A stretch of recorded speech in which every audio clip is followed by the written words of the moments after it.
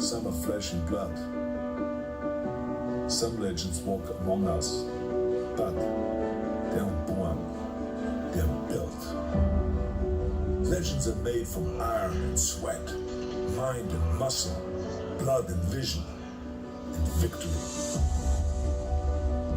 Legends are champions. They grow, they win, they conquer. There's a legend behind every legacy. There's a blueprint behind every legend. I'm Arnold Schwarzenegger. This is my blueprint. Arnold Schwarzenegger, 28 years old, 6'2", 240 pounds. Mr. Olympia for the past 5 years.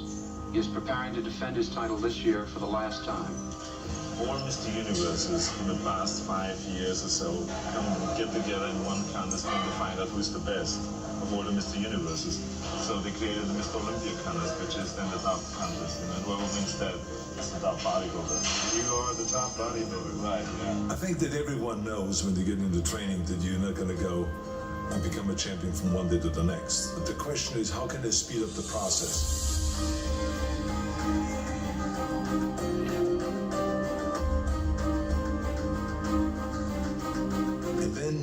The important thing is that you train the proper way, which is to train the basics. That if it is the squats, if the two-arm curl, if it's the bent over rowing, if it's the clean and the press, the bench press, the incline press, the dumbbell press, all of those basic exercises. And that's what you need to do, especially the last 3 months before competition. You got to shock the muscle, and shock the muscle with different kind of training principles.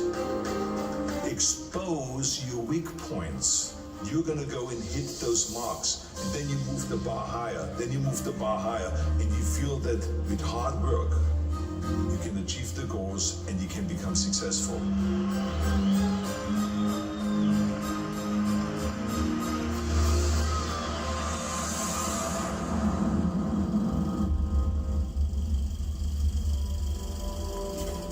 The important thing for people to recognize is that not everyone wants to be a champion. Not everyone has the desire to stand on stage, to stay up there on stage and win Mr. Universe or Mr. America, or the world's best built man and Mr. Olympia and all of those kind of titles. No, but they can apply the same principles. One thing I can tell you, there's major mistakes that are being made today in bodybuilding by not covering those basic exercises, because the day when I go into gymnasium, I don't see anymore the kids learning about the cleaning and pressing, or to do the two-arm snatch and to do the upright rowing from the floor up and all of those kind of exercises that are so important to create the traps and to create the lower back. I think that the 3 exercises for chest that I have always done, the first year when I started training and the last year when I was training, is bench press, incline press in different levels. So to start low, medium and high, and then flies. I mean, to me, the flies was an exercise that gave me the full pectoral muscle development, because I went all the way out and almost hitting the ground. And I was a big believer in expanding the chest as much as possible and giving that stretch, because remember, with muscles, the important thing always is to get the stretch and to get the flex. And so to me, that going all the way out with the dumbbells as far as you can to get that stretch, and then to come in and then to have the dumbbells touch and then flex, like giving the most muscle on top, and then going out again. Those are the kind of exercises to me that were like, you could not replace them with any machine. This was it. One of the main things, of course, in order to create size and to create muscle growth, which sometimes the body will hit a wall. And what that basically means is that the body is saying, look, I know all your tricks. I know you're gonna start first with bench press, and then I know you're gonna walk over to the chin-up bar and do chin-ups, and then I know you're coming back to the bench press, and then you go to the chin-up bar and come back to bench press. I know that routine. I know exactly everything you do, and I am prepared for that. So you have to go and use the shocking principle. The body, and if this chest knows that I'm going to start with 135 and then I go to 225 and do 275, I'm going to go and start now with 315. And I'm going to do 20 reps with 315. And then I'm going to go and have the guys pull off plates. And then I have 225 left. And then I'm going to do another 10 reps. And then I'm going to have them take off another 45-pound plate, and then I have 135 left. And then I'm going to go to do another 10 reps. Or maybe if I can, do 15 or 20 reps. And let's see if the pectoral muscle is used to that.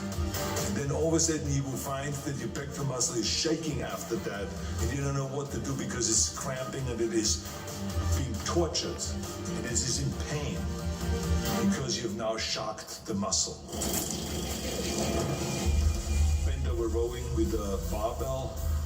And the T-bar rowing. I mean, any kind of a rowing exercise that gives it the thickness. And those are the exercises I always rely to, again, from the beginning to the end.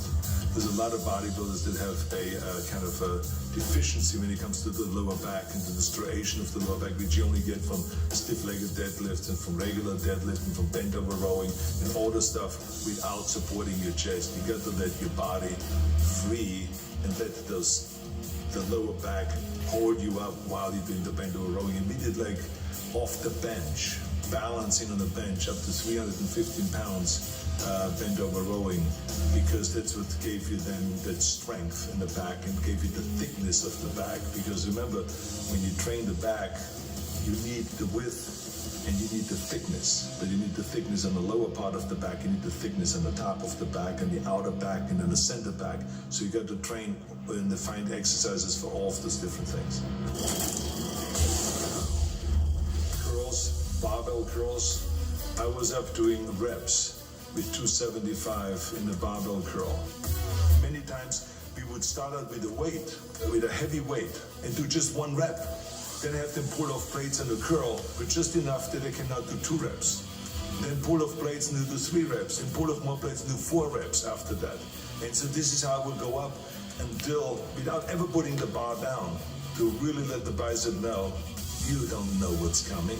You're not going to get used to my training method. I'm going to have all kinds of tricks up my sleeve. But I mean, it was absolutely essential to do the barbell curl to create the thickness of the bicep, to do the dumbbell curl on an incline bench, and to do the concentration curl. Because the concentration curl isolated the biceps with the heavy weights, not with lightweight, but with heavy weight, but to isolate it and to really concentrate and to create that peak on the outside of the bicep that you need when you do your back shots.